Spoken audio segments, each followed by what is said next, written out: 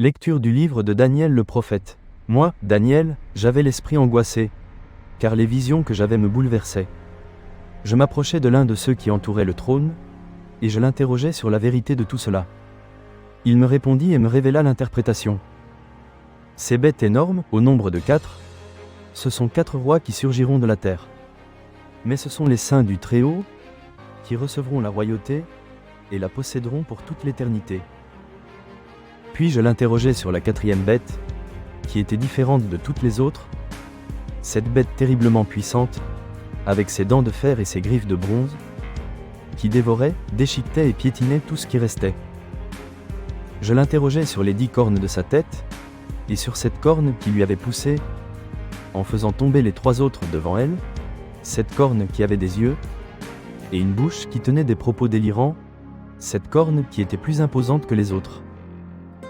Je l'avais vu faire la guerre aux saints et l'emporter sur eux, jusqu'à la venue du vieillard, qui avait prononcé le jugement, en faveur des saints du Très-Haut, et le temps était arrivé, où les saints avaient pris possession de la royauté. À ces questions, il me fut répondu. La 4e bête, c'est un 4e royaume sur la terre, qui sera différent de tous les royaumes.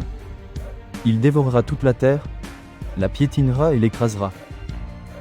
Les 10 cornes, ce sont 10 rois qui surgiront de ce royaume-là. Un autre roi surgira ensuite.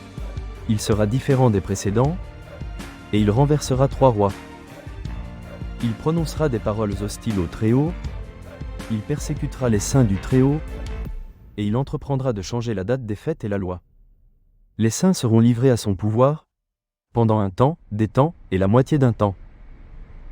Puis le tribunal siégera, et la domination sera enlevée à ce royaume, qui sera détruit et totalement anéanti. La royauté, la domination et la puissance de tous les royaumes de la terre sont donnés au peuple des saints du Très-Haut. Sa royauté est une royauté éternelle, et tous les empires le serviront et lui obéiront. Parole du Seigneur. Nous rendons grâce à Dieu.